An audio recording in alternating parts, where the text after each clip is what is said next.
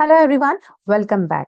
आज का super hero है ग्रीन फाइनेंसिंग एनबीएफसी, जिसकी स्टॉक प्राइसेस में 26% स्पाइक आया, वो भी एक महीने के अंदर। गौरतलब है इरेडा यानी कि जो कि एक ग्रीन फाइनेंसिंग एनबीएफसी है, उसके स्टॉक को क्या आगे चल के आज ही के रेट पे बाय करना चाहिए या प्रॉफिट बुक करके निकल जाने में समझदारी है। तो चलते हैं। This video is for completely educational purpose, not for the sake of promoting any stock or recommendation or anything. So let's get started. Green financing NBFC majorly ऐसे फाइनेंशियल इंस्टीट्यूशन होते हैं जो स्पेसिफिकली इन्वायरमेंटली सस्टेनेबल प्रोजेक्ट्स को funding देते हैं। मतलब उनके focus में वो प्रोजेक्ट्स होते हैं जो ग्रीन इनिशिएटिव्स यानी कि ईएसजी को प्रमोट करते हैं। This could be as simple as renewable energy projects जैसे कि solar, wind, hydro, bio energy, energy efficiency projects, electric mobility and infrastructure like EV manufacturing, charging station, battery storage and so on so for.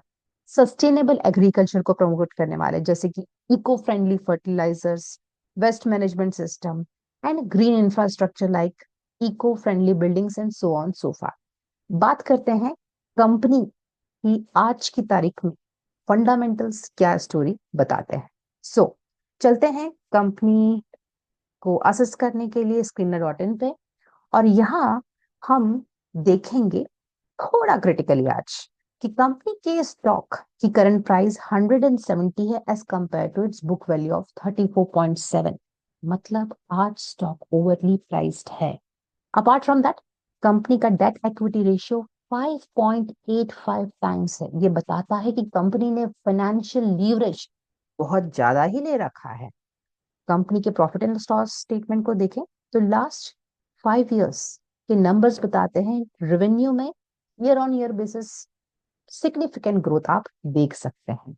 साथ ही company का financing profit year on year basis 1163 से 1716 से 1989 के level पर पहुंच गया है। Just to update you कि केवल मार्च 2024 तक के ही नंबर्स हमारे पास में है, इसलिए हमारे लिए Q3 FY के नंबर्स देखना जरूरी बनता है। विद दिस, कंपनी के स्टॉक का ईपीएस अराउंड 5 है, बहुत स्लोली ग्रो कर रहा है।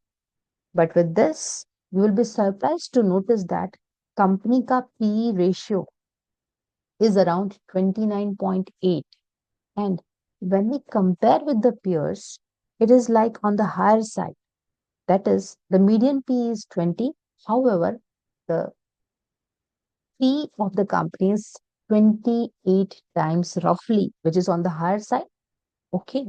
Now, let's get into the balance sheet part of the company. Balance sheet के अंदर आप reserves में बहुत मेंटेन्ड ग्रोथ देखेंगे, but with regard to the borrowings you will see a spike, and that was clearly evident in the debt equity ratio. With this, when I look to the asset sides of the company has huge item as an assets in the other assets, and apart from that you can see here that the loans and advances has been increased by the company by leaps and bounds. Okay. And it's time now to get into the cash flow statement of the company. So cash flow statement, three major activities, operating, investing और financing से मोटा मोटी पे अगर हम cash flow देखें तो business operation से कैश फ्लो नेगेटिव, आउटफ्लो ज्यादा हुआ है, लोन्स एंड एडवांसेस ज्यादा दिए हैं, वर्किंग कैपिटल चेंजेस के सिग्निफिकेंट इम्पैक्ट आप यहाँ देख सकते हैं, और उसी के अगेंस्ट में कंपनी ने फाइनेंसिंग भी ली है। तो मोटा मोटी कैश फ्लो में तो ऐसी कोई बड़ी पिक्चर नजर नहीं आती। अब चलते हैं इन्वेस्टर्स की ओर। इन्वेस्टर्स की ओर अगर हम देखें तो 75% of holding is with the promoter, that is government of India. गौरतलब ये है कि एफआईआई और डीआईआई ने मात्र 2.5, अराउंड 2.5% का होल्डिंग यहाँ करके रखा है मिल्क पे। सो ऐसा लगता है एफआईआई और DII are not interested in this stock, but public has a substantial like significant interest, I can say around 22.5%, right, as compare to FII and DII. बात होती है पियर्स की, तो जरा हम देखें कि मीडियन रिटर्न ऑन इक्विटी 15 है, तो कंपनी का रिटर्न ऑन इक्विटी अराउंड 17 है। मतलब कंपनी ने मीडियन लेवल्स को बीट करने की पूरी कोशिश करी है। वहीं return on capital employed same to same around 9.3 9.95 के आसपास ट्रेड कर रहा है. With this, when we look to the current market price, it is overly priced. Now, important for us to understand what happened as of now in the Q3 FY25. So let's get started with that. Highlights of Q3 FY24-25 against the Q3 FY24 as under. So let's get started. Company का revenue from operation year on year basis पे Q3 में FY25 के लिए 35.57% increase हुआ है, which is a super impressive number. With this, the PAT reflects 26.77% increase. Loan sanctioned has been grown significantly by 45% as compared to the last year. Loan book shows a 36% increase. And with this, the net worth registered a 21% growth. This fundamental aspect looks decent looking to the Q3, but picture abhi baki hai because we have to get into the comparative analysis, the technical analysis with regard to this stock. तो चलते हैं हम monthly level पर. Monthly level पर हम देखेंगे तो price में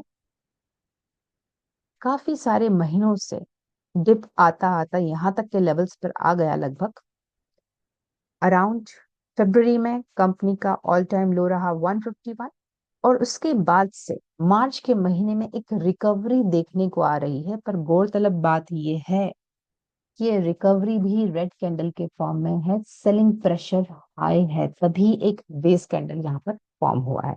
चलिए मानते हैं आपने हमारी बात यहाँ नहीं मानी समझी, तो हम वीकली लेवल पर देखते हैं क्या हो रहा है.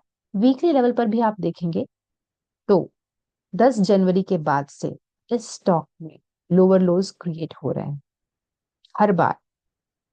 हाँ, लास्ट 2 वीक की बात को अगर छोड़ दें तो मार्केट भी थोड़ा सपोर्टिव है और इस कारण हम स्टॉक में भी थोड़ा सपोर्ट देख पा रहे हैं.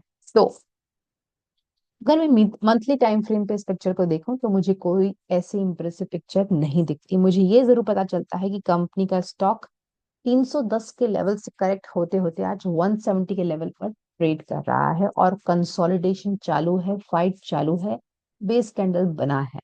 अगर मैं वीकली टाइम फ्रेम पर भी देखूं तो वीकली टाइम फ्रेम पर एक शॉर्ट रिकवरी मुझे यहाँ मिल रही है. हो सकता है ये वापस रिवर्सल ले ले.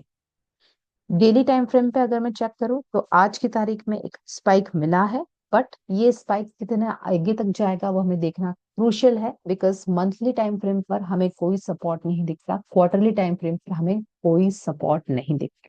तो ये थी मेरी complete understanding with regard to the stock. We have discussed the news, the fundamentals and the technicals. Now, let me tell you, 26% spike 3 week में एक अच्छा खासा मूव और राइजिंग ट्रेडिंग वॉल्यूम्स, क्या ये दर्शाता है कि फ्यूचर ब्राइट है? यहाँ मैं आपसे पूछना चाहूंगी आपका क्या थॉट है. बिकॉज मेरी अंडरस्टैंडिंग ये कहती है कि date equity ratio 5.85 times is very critical. And I would like to go more conservative in this stock. Looking to the debt equity ratio, the interest coverage ratio is just 1.5 times, which is okay, not great. The PE is 29 against the median PE of 20, which shows somewhere that there is an overprice with regard to this stock as of now. FII ka DI ka holding just less than 2.5%, which again give me a reason somewhere that no, the outsiders not interested in this company. The domestic institutional investors are also not interested in this company. With this, watch the detailed critical analysis before investing in this specific stock. This is my take on this stock. I hope you learned a lot with regard to what can be done with regard to such type of stocks when the fundamentals tell you a different story altogether as compared to the recent results. So, be mindful before investing and do subscribe the channel Pro Capitalist. See you in the next video.